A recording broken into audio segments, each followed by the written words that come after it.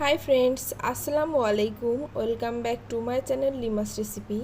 আজ আমি আপনাদেরকে দেখাবো মুচমুচে মনাক্কা রেসিপি। এই রেসিপিটা কিন্তু খুবই টেস্টি এবং এটা কিন্তু সম্পূর্ণ সুগার ফ্রি একটা রেসিপি।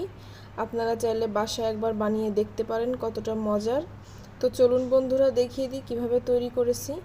এজন্য আমি প্রথমে 1 কাপ পরিমাণে আটা, পরে আরও হাফ কাপ পরিমাণে আটা, টোটাল 1.5 কাপ পরিমাণে আটা নিয়েছি। আর দিব 1 চা চামচ কালো জিরা, আর দিব স্বাদমতো লবণ, আর দিব এখানে 2 টেবিল চামচ পরিমাণে রান্নার রেগুলার সয়াবিন তেল। সমস্ত উপকরণগুলোকে এবার হাত দিয়ে ভালো করে একটু মিশিয়ে দিব। দেন ভালো করে মিশিয়ে দিতে হবে। একদম সুন্দর করে মেশানো হয়ে গেছে। দেখুন কিভাবে চ্যাপটা লেগে যাচ্ছে, তার মানে এটা পারফেক্টভাবে মেশানো হয়েছে। এবার ঠান্ডা পানি দিয়ে অল্প অল্প করে পানি দিব এবং একটা শক্ত টাইট ডো তৈরি করে নিতে হবে। এখানে কিন্তু কোনো প্রকারেই কিন্তু ডোটা নরম করা যাবে না, তাহলে কিন্তু এই মনাক্কাটা ঠিকঠাক তৈরি হবে না। অবশ্যই এখানে একদম শক্ত টাইট করে একটা ডো বানিয়ে নিতে হবে। তো আমি অল্প অল্প করে পানি দিব, দেন একটা টাইট করে একটা ডো বানিয়ে নিব। তো দেখুন, টাইট করে ডো বানাতে গেলে কিন্তু একটু কষ্ট বেশি হয়। একটু ধৈর্য সহকারে এটাকে মথে মথে তারপরে ডোটা তৈরি করতে হয়। আর যদি একটু রসালো বা পানি পানি ভাব থাকে তাহলে কিন্তু এটা তাড়াতাড়ি হয়ে যায়।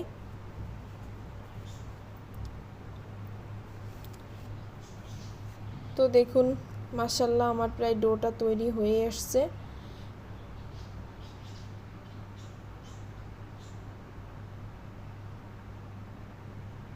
দেখুন ফাইনালি আমি হাতটা পরিষ্কার করে এটাকে আবার একটু মথে নিলাম। এবার কিন্তু আমার ডোটা পারফেক্টভাবে তৈরি হয়ে গেছে। এর উপরে একটু তেল লাগিয়ে দিব যাতে এটা শক্ত হয়ে না যায়। উপরের লেয়ারটা দিয়ে একটা পলিথিনের পলিব্যাগ আমি কেটে সমান করে নিয়েছি। এই পলিব্যাগটা দিয়ে এই বোলটাকে একদম সুন্দর করে, যাতে বাতাস ঢুকতে না পারে, সেভাবে রেস্টে রাখবো 10 মিনিট। ফিরে আসলাম 10 মিনিট পর।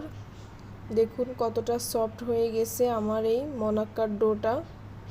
এবার এটাকে আর একটু কিছুক্ষণ মথে নিব, তারপরে চলে যাব এটাকে। তো সবটুকু ডো আমি একবারেই নিয়ে নিয়েছি। এর উপর একটু ময়দা ছড়িয়ে দিব।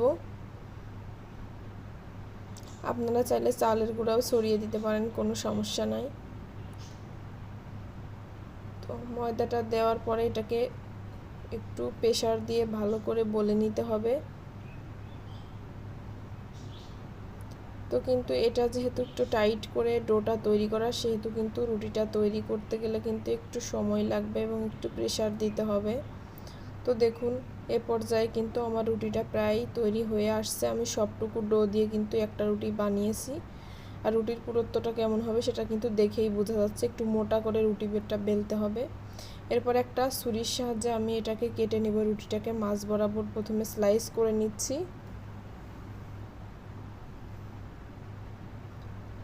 তো আমার রেসিপিটি যদি ভালো লাগে তাহলে অবশ্যই লাইক, কমেন্ট, শেয়ার করে আমার পাশে থাকবেন এবং কমেন্ট বক্সে আপনাদের গুরুত্বপূর্ণ মতামত অবশ্যই আমাকে জানাবেন।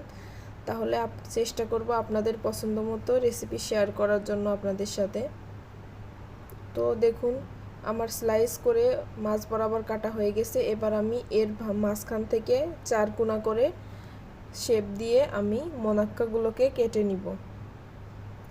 তো দেখুন মাশাআল্লাহ মাশাআল্লাহ আমার কিন্তু এটা কিন্তু কাটা শেষ হয়ে গেছে। আর কতটা সুন্দর হয়েছে দেখেই বোঝা যাচ্ছে।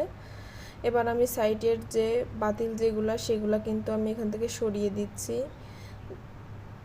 দেখুন এগুলোকে আমি সরিয়ে দিচ্ছি।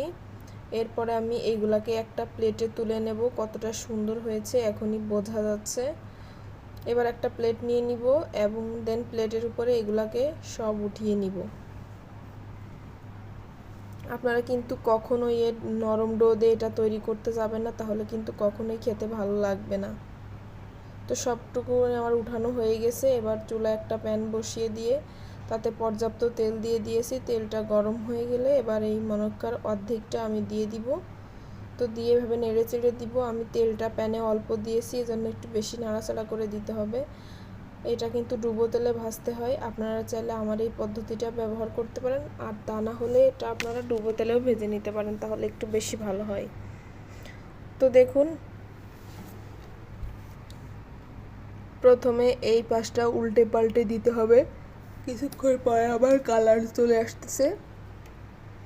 এটাকে অনবরত নাড়াচাড়া করতে হবে যাতে সব পাশ সমানভাবে কুক হয়। আর চুলার জালটা যদি বেশি আসে যদি দেওয়া হয় তাহলে কিন্তু এই মনক্কাটা কিন্তু পুড়ে যেতে পারে এবং ভিতরে কাঁচা থাকবে, কিন্তু খেতে ভালো লাগবে না।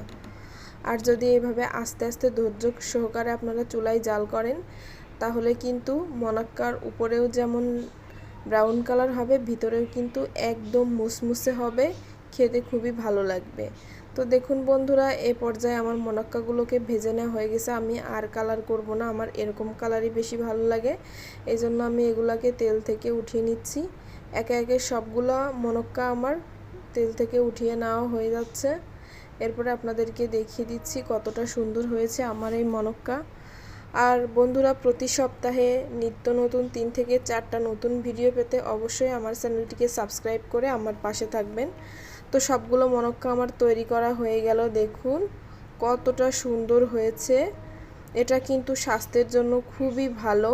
চাইলে আপনারা একবার বাসায় তৈরি করে খেয়ে দেখতে পারেন, এবং মাত্র সামান্য কিছু উপকরণেই তৈরি করা যায়। আপনাদেরকে হাত দিয়ে দেখিয়ে দিচ্ছি, দেখুন কতটা সুন্দর হয়েছে।